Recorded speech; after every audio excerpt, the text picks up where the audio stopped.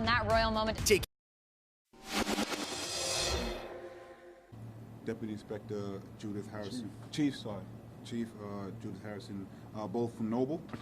I thought it very important that we speak out about what occurred in the videos, the dousing of police officers and drenching of police officers with buckets of water, as well as, at least in one instance, a bucket being thrown at a police officer while they were effecting an arrest.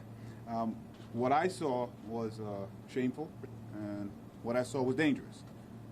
There's no way around it. Those actions should be called out, and we have to make sure that people don't feel that can just happen without anything being said. And as public advocate, it's my job to make sure that that message is clear. Those actions were unacceptable. They put everyone in danger, including the officers, including the public. They could have damaged some of the equipment that the officers had on. I do want to, and I know that some folks will speak about it, there was a tremendous amount of restraint that was shown just on a human level. The things I saw there shouldn't probably happen to human beings in general. And my understanding is in one of the instances, they were happening to people who passed by and had no participation, including delivery people. At least I heard some elderly folks as well. And clearly not to our officers. There was a tremendous amount of restraint that was shown.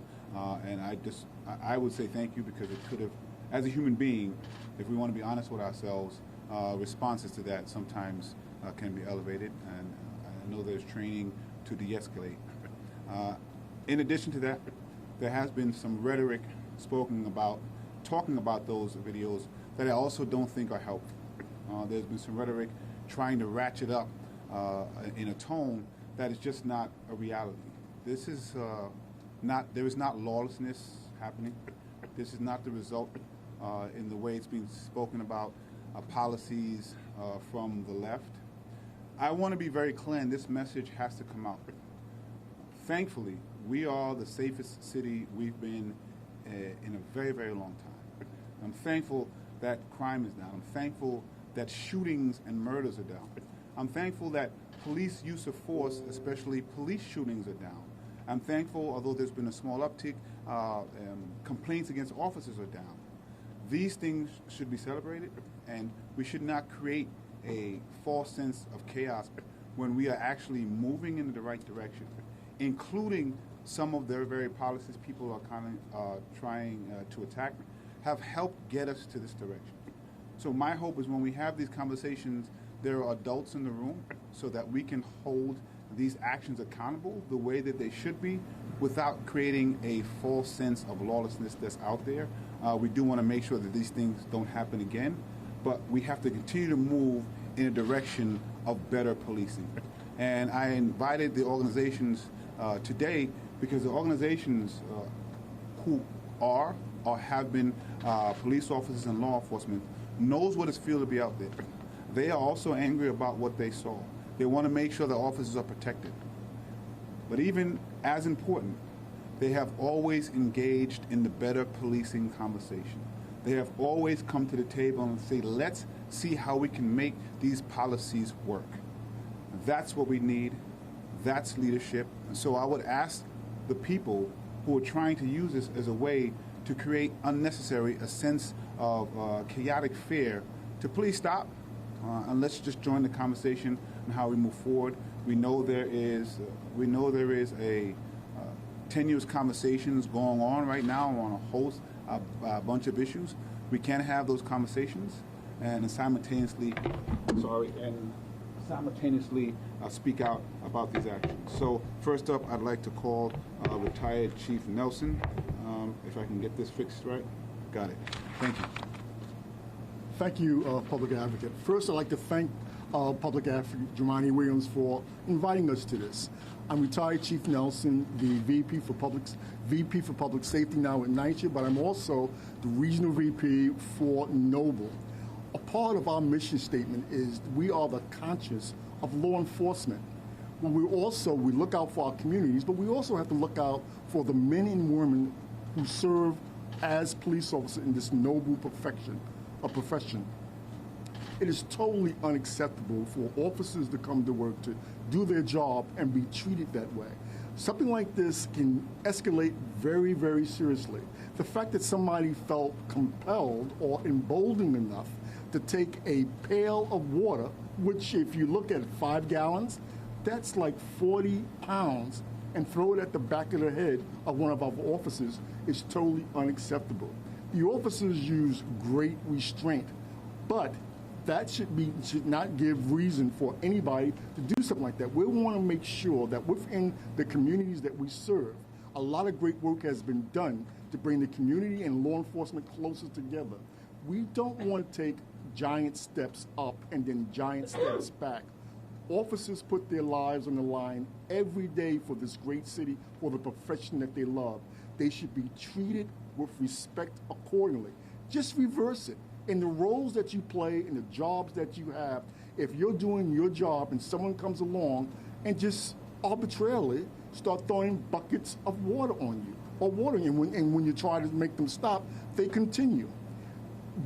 Our communities that we serve should not feel that it's okay to disrespect our officers in any way. If there's a problem, you have mechanisms to correct that problem, to make your complaints. But to take it upon yourself, if you don't like what you see that's going on, an arrest is being made. Let's face it, sometimes the jobs that we do are not liked much by the community, but it's still a job that has to be done, and the officers deserve the respect that's meaningful to them and to the community to which they serve. Totally unacceptable. I looked at that. I could not imagine what those officers, being a 41-year veteran, I could not imagine what those officers went through. Now they still have to go back into those same communities, probably that same area where they were totally disrespected and doused, and conduct themselves and still do the job. I'm sure that they will. But we're asking for anybody that's looking, that's seeing that happen, make sure that this is not a phenomenon that's going to grow. Make sure that you speak to those young ones who did this, and the adults too, that we will not tolerate something like that. It's unacceptable. Thank you. Next speaker will be Anthony Miranda, the chair of the National Latino Officers Association. And we want to begin also by thanking Public Advocate Jumaane Williams for inviting us. So we have worked with him in the past on many of these issues. Most importantly, I want to make sure that the following is clear. This is not a reflection on the communities that the officers are working in. So officers should not be thinking that this is a characteristic of all the other residents of the neighborhood. As well, it's not a reflection of community policing that's been promoted by the police department and has been a positive thing in our communities for so long, bridging gaps, creating relationships that have never existed before. So it's not a reflection of the community. It's not a reflection of community policing. In saying that, this is also a call to our community to show that the officers, that this is not the people that they're serving. They should come forth with as much information to identify the people who are involved and let this be resolved. There needs to be a resolution to this issue in a quick, swift manner to say that we take action and it's not something that should progress any further. It is unheard of that something like this, again, unseen. It happened in the past, but there's been dangerous things. Things thrown off a roof, officers hurt. Historically, you'll find incidents like that. This is an indicator that, again, it's not a reflection of any of the problems that we've had in the past, but it is something that we have to make sure will not move forward. It's not something that will continue, that people don't feel comfortable with taking this kind of action and thinking that officers are disempowered. In saying that, this is the next message to the officers. You need to take this incident and understand by all the comments that are made that you are supported by the community, you are supported by your elected officials, and you are supported by your unions. You take the appropriate measures to protect our community and protect yourselves. There's nothing in the job title that says that you came here to be endangered or go home injured. So take the appropriate action, the legal action, and the appropriate action, and the appropriate response to these situations. The inspector Chief Monahan put out a memo about the different types of laws that can be enforced. We want to make sure that the officers know we're going to pursue every one of them. They should pursue every aspect of it. Again, not a reflection of community policing. Don't destroy the relationships that you built that have come so far. communities that we've helped, communications that we had, the people that we work with, the children that now communicate with us. Don't destroy those relationships for an isolated incidents that happen. But we need to make sure that we're taking care of the problem. So in the end, I say this. Officers know that you're being supported. Officers know this is not the community that wants you there, that needs you there. And the community, the officers respect you and want to be there, and they're going to serve you as they always have. These officers respond appropriately, so will the command structure, but they need to make sure that you're there for them as well. Please call the police department and give the information to all the people that were involved here so that we can eliminate this problem from our streets. Thank you. A few words in Spanish, Sandra? Good. Es un honor estar con el Public Advocate Jumaane Williams aquí presente. Estamos aquí para decirle a los oficiales que nosotros estamos soportando a los oficiales en nuestras comunidades. También están diciendo que lo que ha pasado a los oficiales es una cosa que nunca debe pasar. En la calle, ningún sitio. Oficiales ven a trabajar no por tener miedo, no por estar víctimas de asunto tampoco. Pero oficiales tienen que responder en la manera que es necesaria por la ley. Todas esas personas que han atacado a los oficiales tienen que estar arrestados inmediatamente. Es muy importante que los oficiales sepan que las comunidades están soportando ellos y están diciendo que están con los oficiales, no con las personas que han hecho esas cosas malas. Pero nuestra comunidad está unida con los oficiales en el trabajo que tienen que hacer y de protección por nuestras comunidades. Gracias. I should recognize also with us Angel Ramos for the National Latino Officers Association. Also, I just want to make sure we mention, while many of us up here, including myself and the organizations that are here, have worked heartily, have worked hard to ensure that officers do their best to show restraint and to discern when to use certain tactics and not. That is not licensed for the community to test that discernment. It's not licensed for the community to test actually how much restraint they're going to be shown. The work that we're doing is critically important, and I think we're moving in the right direction. I just want folks to know that these kind of instances are not helpful in that discussion. It was a very, very hot day. People do some stupid things when it's hot, but it's just not acceptable. And for those of us who are really trying to continue this dialogue with the police department, who want to see the same accountability that a lot of folks want to see, this is not helpful, although they are two separate conversations. And again, I will ask people to, those particularly who are raising their voices in a also dangerous manner and a unacceptable manner, do not use this to incite people to take us backwards. That's the message that I have. Again, it was shameful to watch, and it's unacceptable. And I want to make sure that that message got out there. And I'm happy to answer any questions if anyone has. Are the other two individuals going to speak first? No. No, they won't. All right. When you're talking about the people that are using the rhetoric, who are you talking about specifically? What organizations are you talking? I mean, I have an idea, but I've heard some. I'm not surprised to hear some of the words coming from Pat Lynch and Ed Mullins. This is me speaking, and what I've seen from Rudy Giuliani. It seems that some people will never accept that you don't have to over-police black and brown communities. And we have shown that there is a way that we can use policing to affect positive things in our community. And as I said, all the things that we want to be down are down right now. So what's the purpose of trying to use these instances that we all agree should not have happened and try to make believe that somehow we need to start going backwards now? It makes no sense. It's actually pretty irresponsible.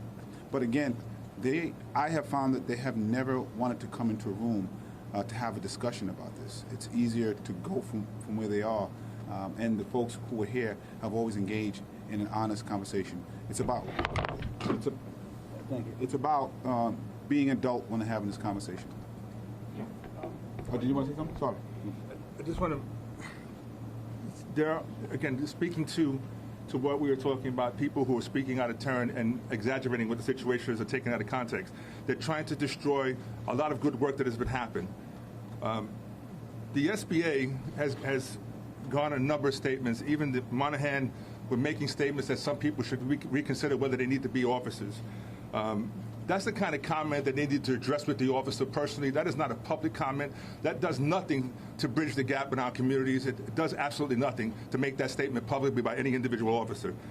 Then you had an attack on Lieutenant Mike Almonte from Patrol Bureau Brooklyn North, who has been a tremendous community advocate in bridging the gap. And then you had the SBA go on a rant quoting something from 2016, had nothing to do with the incident. So if you see it related to today's incident or the recent incident, has nothing to do. It was 2016, a community event where they engaged with kids and had a water fight, and it was in control. There was a bridging type of event. But they attacked him personally on email messages, trying to tie him into this most recent incident. These are negative things that don't need to happen. Do not destroy the good work that officers, supervisors have done in bridging and building relations in the community and taking them out of context. They needed a public apology to this Lieutenant Mike Almonte, falsely accusing him of doing something destructive. Yeah. Jumaane, are you aware of the video that came out yesterday of the gentleman on the subway? Yes. Talking to the Lieutenant? What do you say about that? He didn't attack them verbally? I mean, I think it's similar. Again, we don't need to test the resolve of our officers. Again, those officers showed restraint. I would say that officers are trained to try to deal with that. But every time I see any kind of interactions, I just think of human beings. And so whether it's many of us there discussing the Eric Garner case or it's this, these are human beings in front of the shield, behind the shield. And if we can remember that, I think it would be very helpful. It just doesn't help to try to use these instances to say we need to go backwards. We know that there is a conversation going on right now. We know that people are upset about the Garner case and Daniel Pantaleo. We have to be adults when we're having this conversation. And that's what I want to see happen from these folks. And it's unfortunate, and just as the officer, some of these folks who may have spoken, and Chief Monahan, they're probably upset when they saw this. That still doesn't take away the responsibility of using words that are going to be helpful. The same way that many people are probably upset about what's going on with Eric Garner, what's going on with Daniel Pantaleo, that doesn't excuse certain behaviors. So we just want to make sure that there are adults in the room when we're having this. Policing is always a difficult conversation, but we can get through it. And I just want the message to go out there. We are a safer city. That's what the purpose is supposed to be. So don't pretend that that's not what's happening and get a false narrative in people's heads around the city unnecessarily. Because sometimes the mere thought that we're not a safe city, even if we are, causes bad things to happen. It's going to add weight to energy. Yeah, thank you all for your time. Two-part question. What do you think the officers in either situation should have done differently or better, in your opinion? And the second part is, what do they want out of this? Is this, do you want a stern docking? Are you looking at charging? Can you just sort of speak to that, please? It's difficult for me to say. I'm still trying to find out exactly what happened. I'm not in law enforcement, so I'll let some of the law enforcement speak. I will say again, the officers showed amazing restraint. I think anyone who watched that will have to agree. What I do want to see, if anything, was making sure that the first instinct is de-escalation. And the problem was some of the words that I heard was not that. Some of the words was kind of just, get the response to that may have been above what the response should have been. I do think it's fair to say that there could have been some response. But my hope is always that we try de-escalation first and then take it from there. It sounds like from the words I'm hearing, people wanted to ratchet it up to escalation immediately, right away. And I can understand it because what was going on there was unacceptable. But I'm going to let the officers speak on some of the other questions.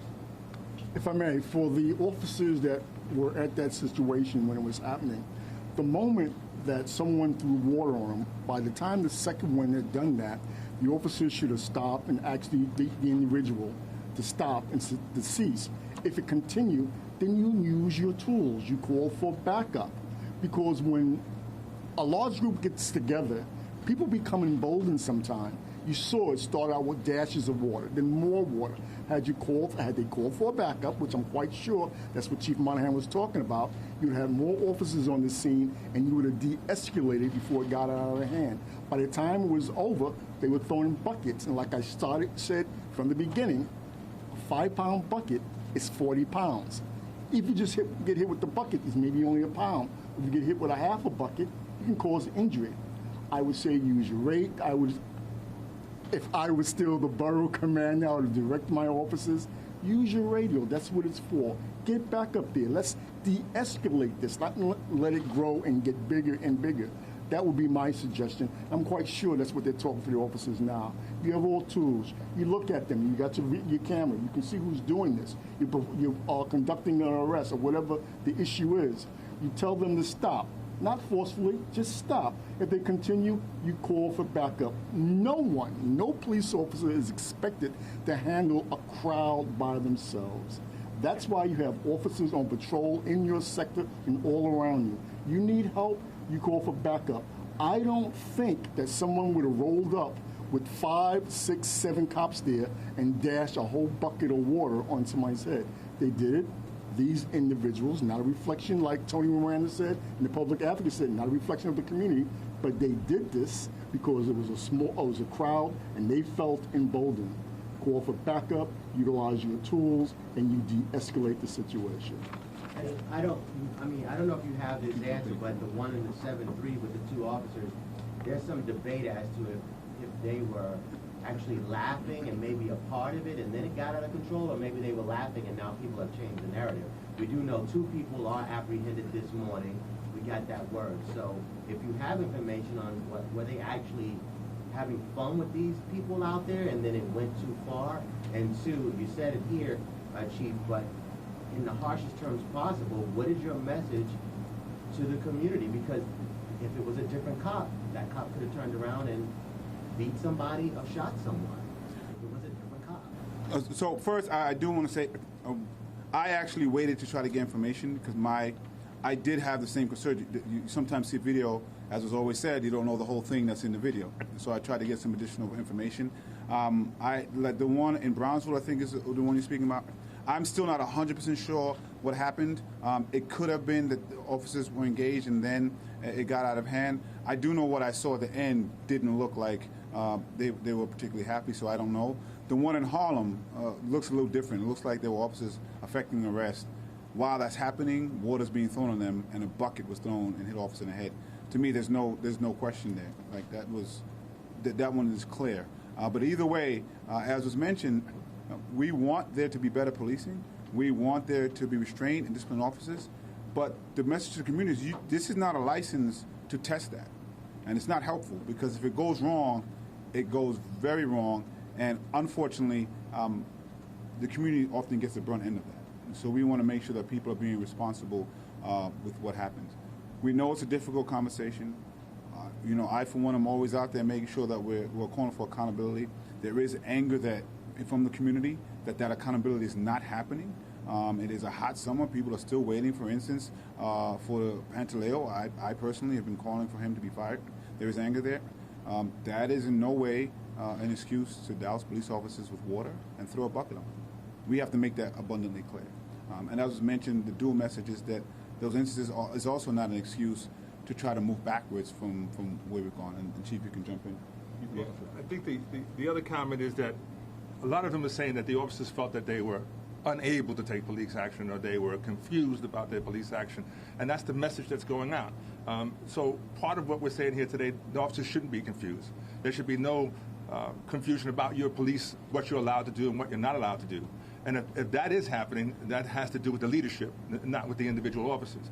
They do have to take this opportunity and make sure that that's being communicated properly. If they fail to take it and make this something positive and reinforce the good behavior, then we're in trouble. Because no officer should be out there and thinking that this is acceptable in any way. And again, we just found out that they didn't report these incidents when they first happened. That's a little alarming. That's a little challenging. Why weren't they reported? Why wasn't it communicated? And if it was communicated, why didn't they respond properly?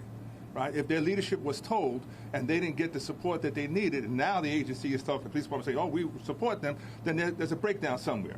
Because these officers did suffer at something. So if they communicated that, then what was the response? And part of what we're doing here is to make sure that they understand, the officers understand, that taking proper police action will always be supported both by the community they serve by the agencies and all the elected officials. There's nothing to worry about now. There's no confusion in what your job is, to serve and protect, to do what's necessary, but never to be a victim. That's not our job. A couple more on topic. Yesterday, some of the city council members came out saying that they are against the actions, but also criticized some of the lawmakers in allowing the leniency to come about with. Yeah, they're full of it. So a lot of those, the people who seem to be loudest now, I have never heard them discuss issues when black and brown people have been killed by police officers unarmed. And I'm trying to make sure I stay as constructive as possible. But when I hear that, it's frustrating because those are the very folks who fight us tooth and nail to put forward policies that will help better policing. And to be clear, we have been correct. We have put them in place, and the city is safer. Most of the folks who are speaking don't deal with the violence in their communities. They have no idea how to address those issues. And so it's frustrating to hear some of the folks speak who also have not been engaged in the very difficult discussion of safer communities and better policing. I reached out to these organizations because they have been engaged in both. And if you're not going to be engaged in both, when you do speak out, it is dangerous and it is irresponsible. They cannot point to and say our policies made the community unsafe. That's the purpose of all of this. All of this is to make our city safer, and we are doing that. We are not going to allow these stupid behaviors, which we have to speak about, take us back. And we are not going to allow people to pretend that somehow these things have to be one or the other. You can have these discussions and hold people accountable. You don't have to deal with the violence. You're not engaged in the conversation. If you're going to speak, say something that's helpful. Those things are not helpful. We'll do one more on topic, then we can take a few off topic. You brought up before what I thought was a very key word, testing. Now, all three of these incidents, the two with the water and the one in the subway, were reported almost as if we were sent there to do the job, kind of a premeditation. You go back to the knockout game, where all these things were reported. How do you have a conversation? Where do you start a conversation to stop something like this from escalating when people are looking at it, posting it on social media as if it's a joke? And it almost encourages, especially, like you said, people do stupid things in the heat, encourages people to go out and do this kind of stuff. Well, you actually raised an interesting point, which we should make sure we put out there. Social media might be more of an issue we should speak about than any policies that we put in place. Because bad behavior that we've seen, whether it is with police officers, whether it is against civilians, whether it's people who are endangering themselves to get more likes on social media, what we see is people using that platform and other people, quote unquote, being, I guess, inspired by it and repeating it. We don't want that to happen. But that's a question about how we're using social media in our society.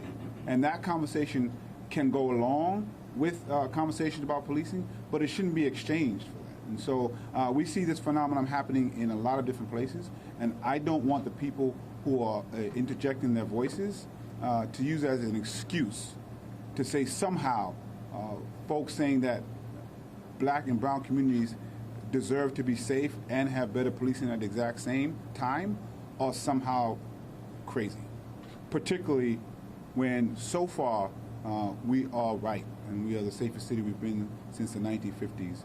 However, if you have been a victim of crime, we know that stat means absolutely nothing to you, and there's a lot more work that has to be done. That's why we should have adults in the room. Some of the comments that I've heard are not adults in the room. But again, where do you even begin to have the conversation to address? Well, that's a conversation about social media. Well, no, but It is, it's a combination thing.